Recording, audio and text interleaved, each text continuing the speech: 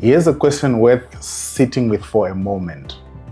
Why does government get to decide how you earn, hold, and move your own money? The answer runs through a world war, a rebel colony, and one of the worst hyperinflationary collapses in recorded history, and a gold-backed currency that is still fighting for survival today. I am Calverwell. Welcome to Exchange Control Decoded. In this first episode, we're tracing the full story of exchange control, globally and right here in Zimbabwe, trying to understand where they come from, how one deals with them, so that you make sense of the transactions that you have to do on a daily basis. These are not just regulations, they are responses to real economic challenges. Now let's start with the basics. Exchange controls are the rules a government puts in place to manage how foreign currency is bought, sold, held, and moved across borders. You'll find them mostly in developing economies such as Zimbabwe, countries with limited reserve buffers, and that are vulnerable to external shocks. Now, in Zimbabwe, where does this all live legally? We've got three layers, and the first layer would be the Exchange Control Act, which was enacted in 1964. This is still in force. And in the middle, we've got the Statutory Instrument 109 of 1996, which is the Exchange Control Regulations. And this sets the operational tone. And at the top, we've got the RBZ directives. These are the day-to-day instructions to banks on how transactions are conducted. Now, those are the frameworks in Zimbabwe, but what we need to understand is why do governments do all this? And there are 5 reasons why you'd have exchange control regulations. The first reason being currency protection. You want to stop speculation and avoid capital flight from crashing the local currency. The second reason is safeguarding reserves, where you make sure that you've got enough hard currencies to pay for critical imports and servicing of foreign debt. The third reason is to prevent capital flight. Where investors perceive risk, they would want to take their money out. So this keeps the money from running. The fourth reason is managing the balance of payments, that is keeping trade and capital balances sustainable. The fifth is micro-stability, holding a managed exchange rate together and keeping inflation contained. Keep these 5 in mind. Every rule and directive that we'll discuss in this series traces back to one of them as the key motive. To fully understand Zimbabwe's framework, you've got to go back all the way to 1944, Bretton Woods, where world leaders and economists gathered to redesign the global financial system after the World War II flattened it. What came out of that meeting was the formation of the IMF and the World Bank, and a fixed exchange rate system that pegged every major currency to the United States dollar, which itself was pegged to gold. And here's the most interesting part. The capital controls were not a failure of the system, they were the design of the system. By 1958, 36 of the 58 IMF countries were running multiple exchange rate regimes. Exchange control was normal, it was the architecture. The system held through the 50s and into the 60s, but the pressure was building. We had the US inflation that was mounting, we had the oil shock, and national policies were now pulling in different directions. In early 1973, it gave way. Fixed parities between major currencies were abandoned. The world moved to floating rates. Now, for the developed world, that was manageable. For developing countries, that posed a serious problem, because there were no deep capital markets, no reserve cushions, no institutional credibility to absorb volatility. So they kept the exchange controls and many still have them today, like ourselves. Let me give you 3 quick examples to put Zimbabwe in context. In 1998, Malaysia, the Prime Minister imposed capital controls overnight. This fixed the local currency, banned short-term capital outflows. This was quite controversial, but Malaysia recovered faster than neighbors who took IMF prescriptions. In Argentina, they've got exchange control regimes that allow for the clamping down on USD purchases. These are consistently modified as per the needs, and Argentina is still living through those consequences. Right next door to us, in South Africa, apartheid-era exchange controls survived well into the democratic era, only progressively loosened from the late 90s into the 2000s. But here's the point. Zimbabwe is not unique. We are not an anomaly. It is a country that is deploying the very same tool that has been deployed across the world at various growth stages of certain economies. Now let's bring the discussion home. Exchange control in Zimbabwe is older than Zimbabwe itself by decades. Southern Rhodesia was wired into Britain's imperial financial network from 1890.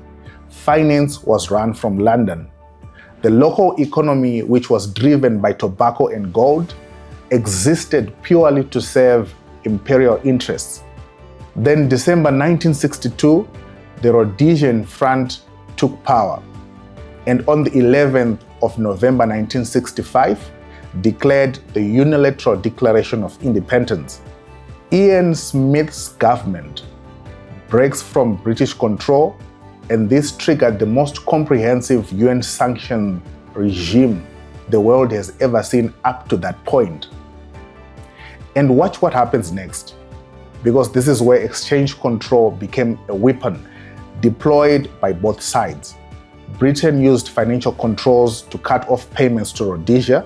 Rhodesia hit back with its own tight controls, restricting capital movements and rerouting trade through South Africa and Portugal. This was all done running through a financial policy that was set by the Ministerial Economic Coordination Committee. And here's what's remarkable. It actually worked for nearly 15 years. The Rhodesian monetary system survived sanctions on ingenuity, regional alliances, and tight controls. It only took the intensifying liberation struggle of the 70s, plus the global recession that followed the Bretton Woods collapse and the 1973 oil shock, to break the rebel financial system. Lancaster House ended the rebellion in 1978, and on the 18th of April 1980, Zimbabwe was born. Why does this history matter to you running a business today? Because it explains Zimbabwe's regulatory psychology.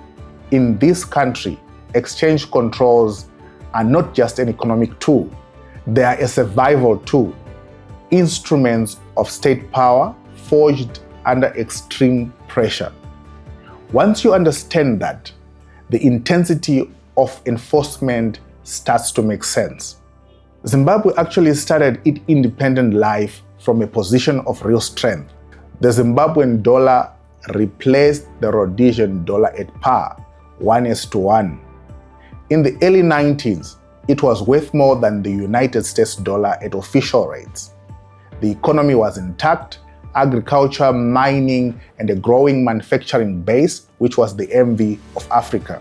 But notice what didn't change. The Exchange Control Act was carried forward.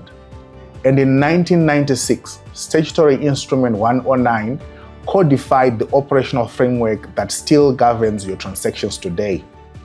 Import controls, foreign currency rationing, periodic devaluations to manage the real exchange rate, those became the tools that were operationalized. Through the 80s and 90s, the fiscal deficits piled up. Political decisions, such as the land reform, the DRC military intervention, loaded enormous pressure onto an already constrained system. The stage was set for what was to come. From 2000, the economy collapsed, and it collapsed at alarming rates. The productive base was destroyed, the RBZ printed money to finance government, and inflation became hyperinflation.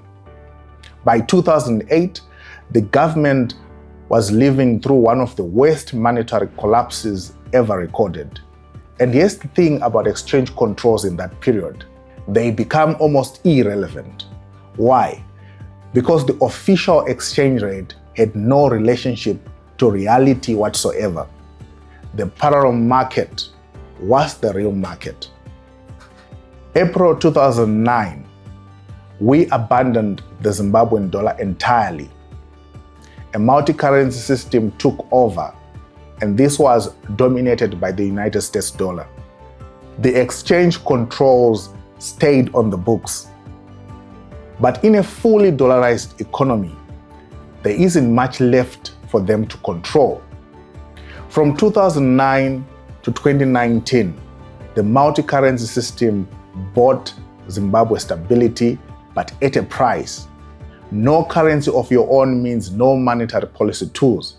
So in 2019, the government reintroduced the Zimbabwean dollar, first as the RTGS dollar, and tightened exchange controls again to push de-dollarization.